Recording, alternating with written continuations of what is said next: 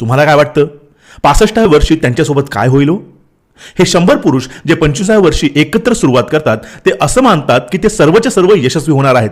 तुम्ही या पुरुषांपैकी कुणालाही विचारलं की त्यांना यशस्वी व्हायचं आहे का, तर ते होयच म्हणतील.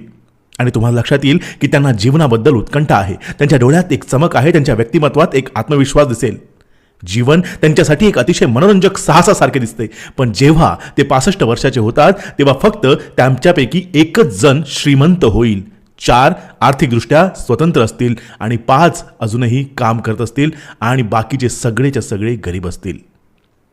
आता क्षणभर विचार करा, 100 पैकी फक्त 5च जण यशस्वी होतात. इतर लोक अपयशी का होतात?